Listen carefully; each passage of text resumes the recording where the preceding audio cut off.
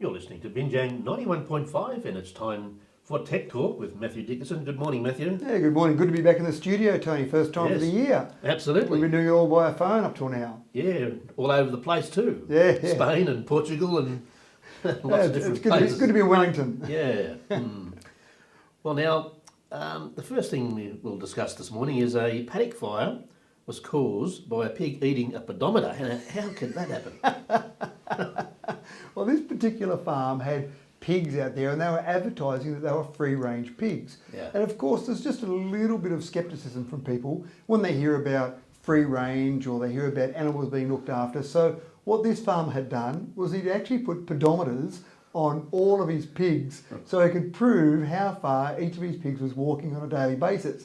One of those pigs liked the look of the pedometer and thought it looked like lunch. So he actually chewed the pedometer off another pig and as it started going through the digestive process and coming out the other end, it actually had been damaged enough that it actually started a grass fire. So there was a fire going across the farm. Luckily put out the firefighters, as they said, tongue-in-cheek, we've come along and we've saved the bacon. So Or did they? well, they didn't know pigs that were harmed in this experiment. Yes. So I'm not sure whether the farmers are going to continue on with these pedometers on his pigs, but it just goes to show that any of those devices, you've got to be careful they don't get damaged because they can actually catch fire. Yeah. Well, some sort of electrical circuit thing happening with that. Probably more the battery itself. Once you take some of those components which are in close proximity and then bring them together. And a bit of methane. And a bit of methane there, maybe. So he was trying to do the right thing, the farmer, trying to show that he was having free-range pigs, but didn't quite come out the way he would have liked. Yes. Well, now Apple Watches may soon detect blood oxygen levels. Yeah, this is quite incredible. I mean, I can remember many years ago talking to someone in the field of manufacturing some just heart, checking what your heart rate was, and they said they'll never get away from a chest band to measure your heart rate, and never in technology is a big word. And of course now we've got so many different devices on your wrist that check your heart rate. Well, now it's in the stage where the next, or maybe two versions in the future of the Apple Watch will actually detect blood oxygen levels. And most people are familiar with them vaguely. If they've been in hospital or seen someone in hospital, they've got the little capsule over the end of someone's finger and it's detecting blood oxygen levels to make sure that the person is healthy. Athletes might want to use it. They might want to see how their blood oxygen levels are. That might give them an indication of their training and their fitness. But when you start to combine your heart rate from your watch, you actually get some electrocardiogram information. Again, not as good as being hooked up to the full machinery, but some basic information. Blood oxygen levels. I mean, it's quite incredible what they're getting to the point of being able to detect from the simple old wristwatch that just occasionally can tell you the time. Yeah, that's quite amazing. Yeah. But this is the sort of technology that's happening all the time now, isn't it? Oh, it is. The advancements of, because we've got such powerful processors in such small packages, you then have the ability to do so much more with them. And again, think about those machines that sit beside a hospital bed, all the technology that's in there, and they're cramming down that. Again, they're not as accurate as those, but they're cramming down that into something that you put on your wrist. I just find that amazing. Yeah, and of course the sensors, that's the other thing. The sensors are incredibly accurate. Yes, now what's this thing about Twitter and Facebook labels discrediting the edited clip of Joe Biden? And why should we be interested anyway? Well, I suppose the main reason we're interested is because it gives you a good indication of what someone who wants to act in an unscrupulous manner can do. When the old joke used to be that if you saw a video or you heard the recording, then you knew the person definitely said that. It was just a quote on a newspaper, or maybe it was manipulated or the quote was changed or they were misquoted. But if I heard them say it, then it was definitely right.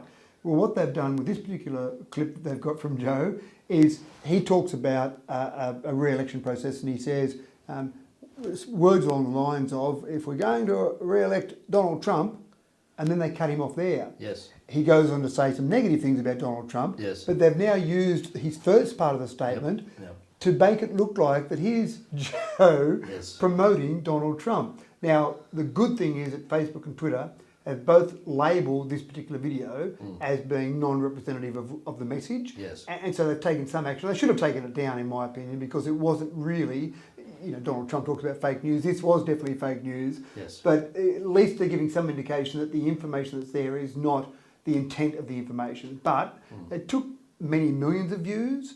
before it got to that point, Donald Trump himself shared it twice to all his millions of people that he's got on social media. So there's something where those social media giants have got a case to answer for, and really their, I suppose, mechanism is being utilised in a way that maybe isn't the right way all the time.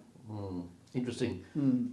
Now, Vodafone has switched on its Parramatta 5G sites as the ACCC has announced it won't appeal the TPG merger. So Vodafone and TPG have been talking about a merger for some time. ACCC opposed the merger. In the end, the merger was allowed to go ahead. Yeah. And what that's done really, I mean, ACCC was concerned about the merger because it really broke it down to three carriers then in Australia. Yes. Telstra, Optus and Vodafone.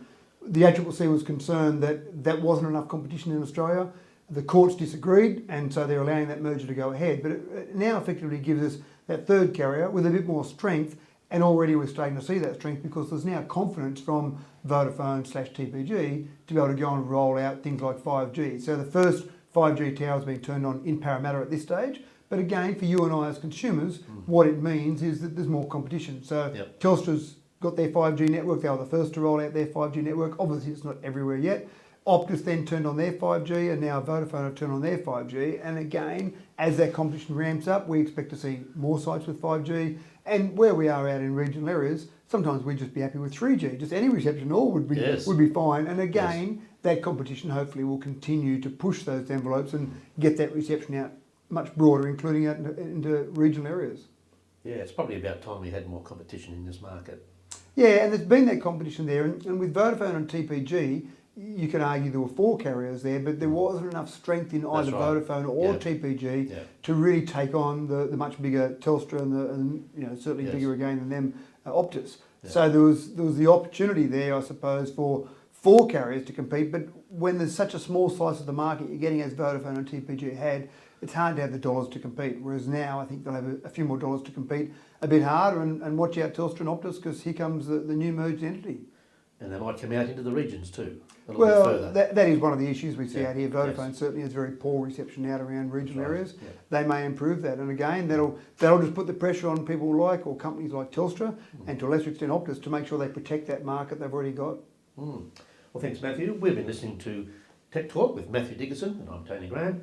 Stay tuned this afternoon for our next session. And now it's back to the music on Binjang 91.5.